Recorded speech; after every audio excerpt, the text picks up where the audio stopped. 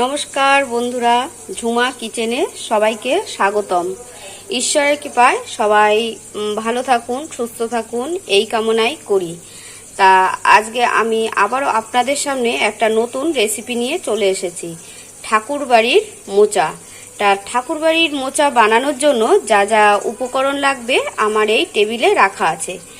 আমি মোচা ছাড়িয়ে কেটে সেদ্ধ করে এইভাবে রেখেছি।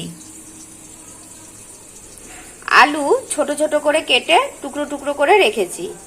ফোড়নের জন্য লাগবে আমার তেজপাতা, শুকনো লঙ্কা, জিরে।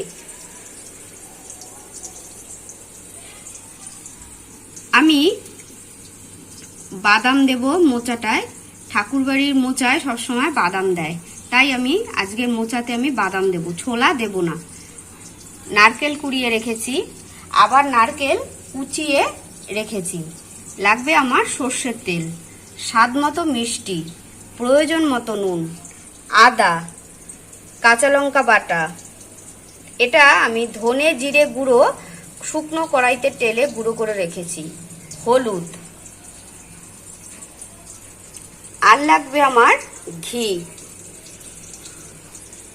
আর এখানে দেখুন, আমি নামানোর আগে দেব সানরাইজের শাহি গরম মশলা, স্বাদে গুণে যা অতুলনীয়। এই সানরাইজের শাহি গরম মশলায় যে কোনো তরকারিতে দিলে স্বাদ দ্বিগুণ বাড়িয়ে দেয়। তা চলুন আজকে আমি ঠাকুরবাড়ির মোচাটা রান্না করব। ভিডিওটা প্রথম থেকে শেষ অবধি আপনারা আমার সঙ্গে থাকুন। দেখুন বন্ধুরা, আমি মোচাটা তো সেদ্ধ করে নিয়েই ছিলাম। এবার মোচাটাকে আমি ঝুড়ির মধ্যে ঝরা দিয়ে রেখেছিলাম। এবার আমি এটাকে এরকম চটকে নেব। চটকে নিলে মোচাটা বেশ ভালো করে মিশে যায়। হাত দিয়ে একটু চটকে চটকে নিয়ে রান্না করলে মোচা চেয়ে চেয়ে থাকে না, বেশ ভালো সুন্দরভাবে জিনিসটা মিশে যাবে। এই দেখুন, আমি এইভাবে হাত দিয়ে চটকে চটকে নেব।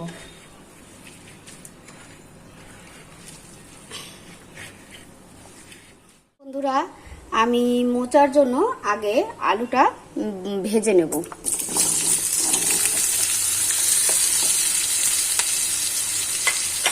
আলুটা আমি তেলে দিয়ে দিলাম। এবারে আলুর মধ্যে আমি হলুদ দিয়ে দিলাম, 1 চামচ নুন দিয়ে দিলাম।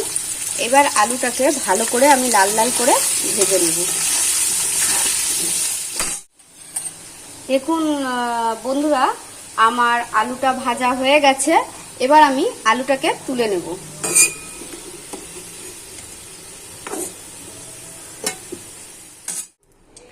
এবার আমি নারকেল কুচিটা ছিল, সেই নারকেল কুচিটা একটু ভেজে নেব তেলে। আর নারকেলটা ভাজা হয়ে গেছে। এবার আমি বাদামটা ভেজে নেব। এবারে ফোড়নের জন্য দেব 2টো তেজপাতা, 2টো শুকনো লঙ্কা আর গোটা জিরে। দিলাম একটা গোটা টমেটো। এবারে দিয়ে দেব সামান্য কিছু নারকেল কুড়ো। নারকেল কুচিয়ে আমি ভেজে রেখেছি, ওটা আমি পরে দেব। আগে আমি নারকেল কোড়াটা দিয়ে দেব। দিলাম আমি আদা বাটা দিলাম। এবার দেব আমি যে কাঁচা লঙ্কা বেটে রেখেছিলাম, কাঁচা লঙ্কা আমি 1 চামচ দেব। আগেই আমি বেশি দেব না, কেন এই রেসিপিটা ঝাল হলে ঠিক ভালো লাগে না, মিষ্টি মিষ্টি লাগলেই খেতে। আমি হলুদ,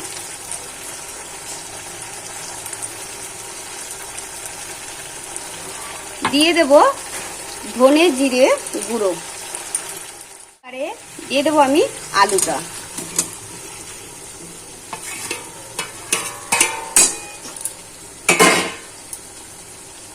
আলুটা আমি মশলার সাথে ভালো করে কষিয়ে নেব।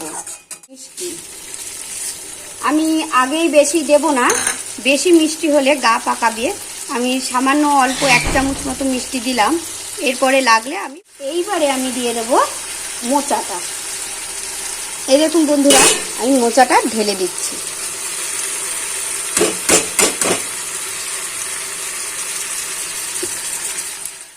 এবারে দিয়ে দেব নারকেল আর বাদাম যে আমি ভেজে রেখেছিলাম, ওইটাকে দিয়ে দেব। সব মিলিয়ে এবার আমি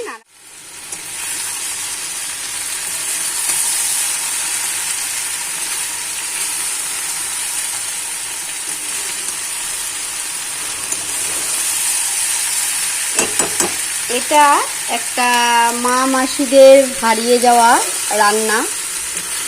সবাই শর্টকাটে রান্না করতে চায় বা এখনো করে। এটা ঠাকুরবাড়ির রান্না, খুব টেস্ট লাগবে খেতে, ভালো লাগবে খেতে।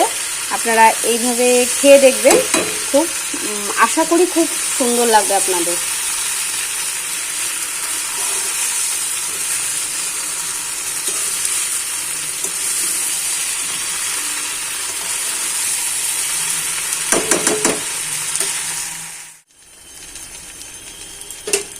আমি আগেই বলেছিলাম সানরাইজের শাহি গরম মশলাটা দেব, যা তরকারির স্বাদ দ্বিগুণ বাড়িয়ে দেয়।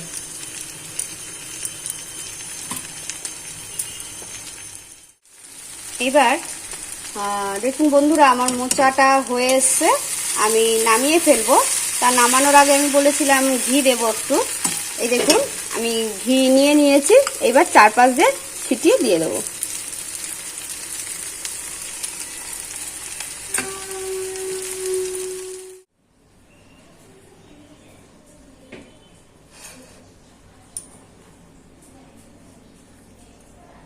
আমি মোচাটা আমার হয়ে গেছে, আমি নামিয়ে ফেলেছি।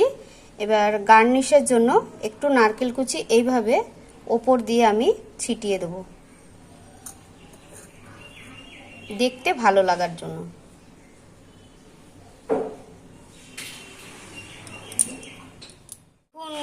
বন্ধুরা, আমার ঠাকুরবাড়ির মোচা রান্না হয়ে গেছে। কেমন হয়েছে একটু কমেন্ট করে বলবেন আপনারা, আর সবাই মিলে একটু আমাকে সাবস্ক্রাইব করে দেবেন, আর রেসিপিটা সবাইকে শেয়ার করে দেবেন।